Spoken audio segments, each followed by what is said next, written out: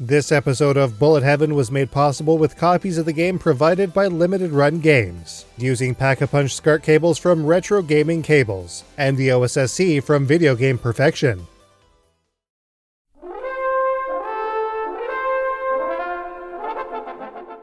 In the current age of remakes and remasters, it was really only a matter of time until Panzer Dragoon would crop up. Not only was the Saturn original visually stunning, it also featured some decent gameplay chops at the time of its release. Developer Megapixel Studio has delivered the goods, with Limited Run Games kicking it up a notch with physical versions for the Switch and PlayStation 4. They even released a snazzy classic edition that included an excellent replica Sega Saturn lawn box and even an extra cover insert for its respective console. But what about the game?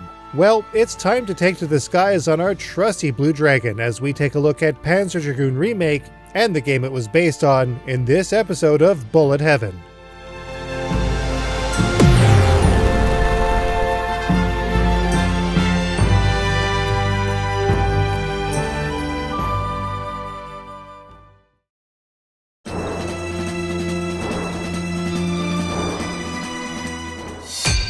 Panzer Dragoon is a 3D rail shooter originally developed and published by Sega's Andromeda team for the Sega Saturn in all regions between March 10th and August 30th, 1995. It would later be ported to Windows PC, PlayStation 2, and even the original Xbox as an unlockable within 2002 and 2003's Panzer Dragoon Orta.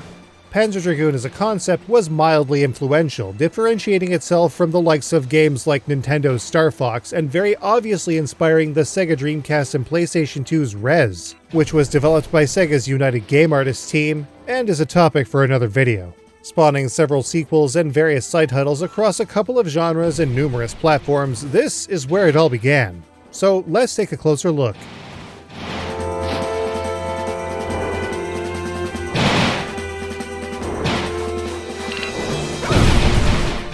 Taking the shooting game formula and putting it into 3 dimensions is always a tricky endeavor, but Panzer Dragoon does things fairly intuitively, though not without a bit of acclamation.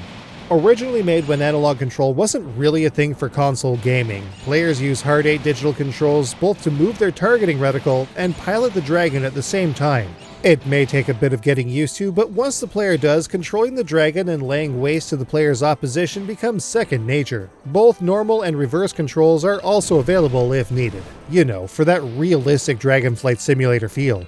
Getting hit can be devastating if the player isn't careful, but it's never a one-hit kill situation. The Dragon has a decent amount of health, represented in a bar in the bottom left-hand corner of the screen.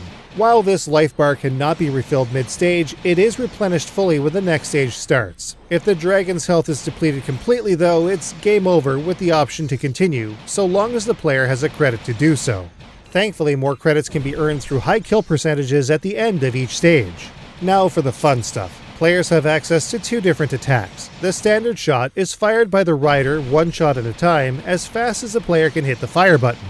This does a pretty good job of killing off popcorn enemies as well as chipping away boss health and clearing destructible enemy shots. By holding the shot button though, the player's reticle will begin to spin, indicating that targets can be locked onto by the Dragon. When a lock is established, releasing the fire button will result in a volley of powerful homing laser fire. Multiple locks can be established, allowing the player to easily clear away entire formations of smaller enemies, as well as damaging multiple sections of larger foes and bosses. Multiple locks can sometimes also be applied to the same spot on an enemy. In the top right-hand corner of the screen, players will find a radar which will display the positions of enemies and bosses in relation to the Dragon, along with a cone of vision.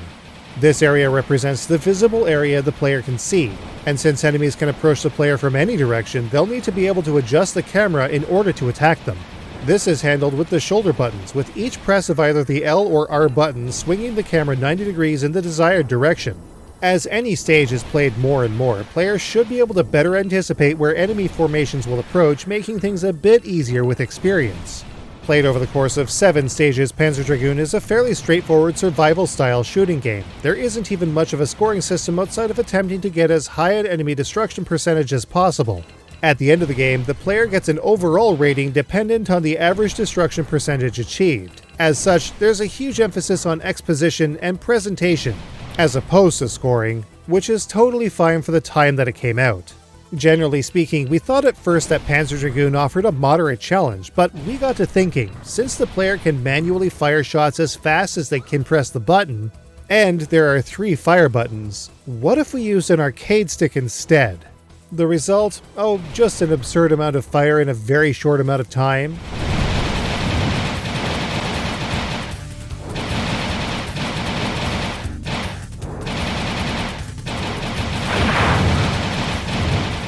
And that's even without auto-fire. Turns out the official Saturn stick also has a turbo function that features a potentiometer, which can unleash a stream of death that makes the lasers look like a dollar store water gun by comparison. It can just melt through bosses, even the sometimes troublesome one at the end of stage 4.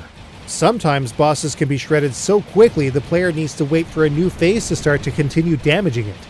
With this in mind, Panzer Dragoon can be made to be not especially difficult even on normal, so veterans or those looking for more of a challenge will definitely want to ratchet the difficulty up to hard.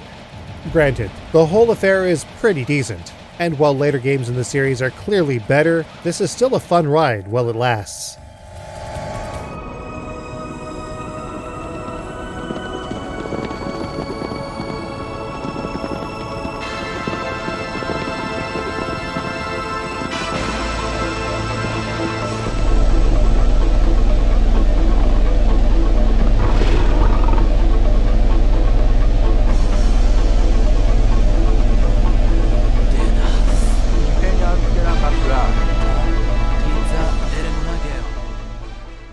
To become a game that stands completely apart from, well, everything at the time, it's clear that a lot of work and creativity was going to go into its presentation.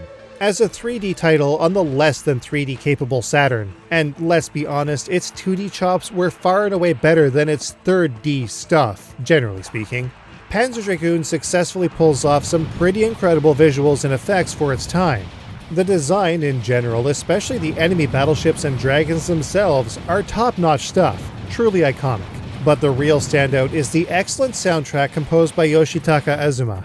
Sure, some pieces here or there are a little flat, but many more are simply amazing. Stage 1 will always be one of our all-time favorites.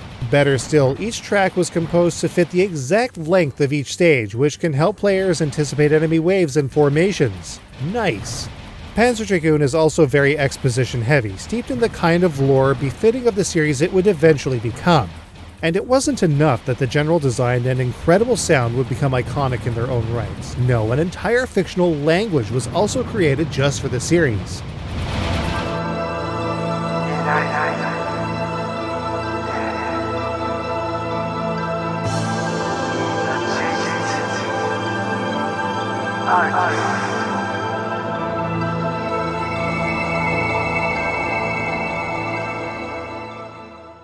Fictional languages are something that I absolutely love in video games, and while some games have taken this to ridiculous extremes, Panzer Dragoon has the decency at the very least to offer readable text to the players at home.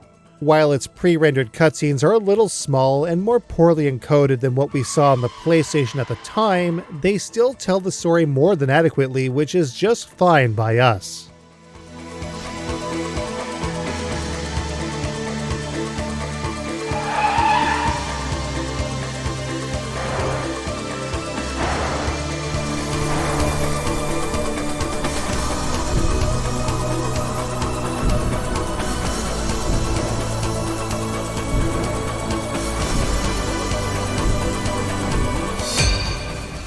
Which brings us 25 years down the line with the new 2020 remake for the Nintendo Switch, PC, Xbox One, and PlayStation 4, with versions even being made available on Google Stadia and Amazon Luna.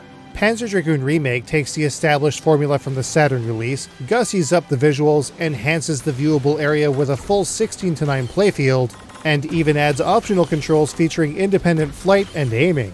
Not that we played it that way, we instead chose to tackle the PlayStation 4 version of the game with the Rap Hayabusa Pro N arcade stick. And did we ever kill it with its insane button response? Seriously, we may never go back to a traditional pad for any version of this game. Generally speaking, Panzer Dragoon Remake plays just as well here, if not better, than the Saturn version. Better still, the skill obtained in either version translates between them. Starting in Remake allows for a smooth transition to Classic and vice versa. The Remake also features the Pandora's Box feature that would be found in Panzer Dragoon's Vi, by way of a code when the game is completed. This allows for various cheats and enhancements such as stage select, difficulty level, God mode, easy bosses, disabling the rider, and oh, rapid fire, you say? No need, game, no need. Essentially, the Remake does everything the original did, and more. The difficulty balance is about the same overall, and the visuals and sound do a great job of modernizing the overall presentation. However, there is one major problem. Its load times. Something we never really noticed on the Saturn, and definitely something we don't have to deal with using our SSD-powered mode-equipped unit.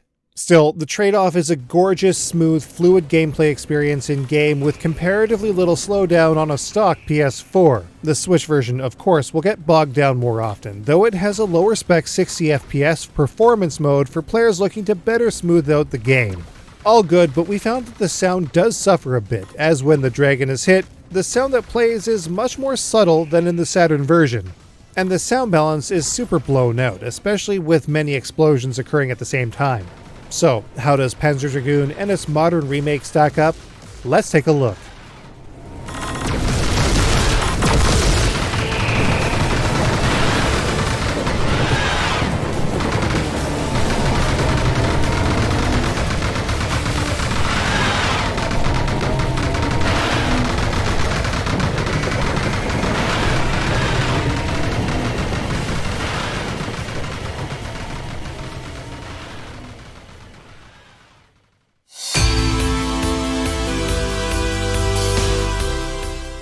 Panzer Dragoon has adequate controls for what the game is, and it works well enough to make decent progress. An arcade stick will more easily allow players way faster fire rates. Though Panzer Dragoon can be challenging on the outset, learning where enemies appear is easy enough, and good performance can earn the player extra continues. Once again, an arcade stick can make things considerably easier. With 7 decently long stages, Panzer Dragoon makes for a fairly lengthy playthrough. Its story scenes can also extend the general playtime, but once it's all seen, they kinda become unnecessary. Panzer Dragoon's groundbreaking visuals made a strong case for the Saturn, though they do have their limitations. The general design is incredible though. Of course, Panzer Dragoon's audio is as iconic as its visuals. Perfectly tailored stage BGM and a stunning opening theme, paired with great sound effects, makes for an excellent oral experience. For its time, Panzer Dragoon's take on the shooting genre made it stand out against other 3D rail shooters like Star Fox. It would also influence other games such as Rez. Meanwhile, on the modern side of things, Panzer Dragoon Remake features control that's at least as good as the Saturn, with added options for those that prefer them. An arcade stick, once again, works here too. Generally speaking, Remake is on par with the original in terms of difficulty. Playing either should allow players to do well in the other. Remake's length is more or less the same, but it comes with the added bonus? Sure, we'll call it that. The added bonus of harsh load times on the outset and between each stage. Both PlayStation 4 and Switch exhibit this at least. We have to say, Panzer Dragoon Remake looks absolutely gorgeous, especially on PlayStation 4 and above. Switch looks good too, just not as good. The BGM here is once again excellent, no question there. The effects, however, aren't as solid. And the sound balance is super blown out, especially with many explosions occurring at the same time. The addition of Pandora's Box is cool, but in general, Panzer Dragoon Remake is a very straightforward port. Very good, but nothing especially mind-blowing. Original copies of Panzer Dragoon have crept up dramatically in recent years, like pretty much everything else on the Saturn. Japanese copies are of course less expensive, but yikes, those US copies. The Saturn version's high price definitely diminishes its overall value, though it's still good if you can buy low. Thankfully, the remake's low cost gives it a much better value. In the end, no matter the version you choose, Panzer Dragoon holds up decently. Granted, all of its sequels are much better games with more nuance and higher production values, but for what it is, Panzer Dragoon is still definitely a game that's worth playing. You can get physicals of the original Panzer Dragoon at auction. Physicals of the remake are unfortunately sold out at limited run games. Downloadable versions are otherwise, as always, available on all major platforms. And here I thought this was going to be hard. Panzer Dragoon on an arcade stick is pretty mind-blowing, and a breeze. So who wants a fine cotton blend? Because Cotton 100% and Panorama Cotton are coming up next on Bullet Heaven. We'll see you all in the next episode.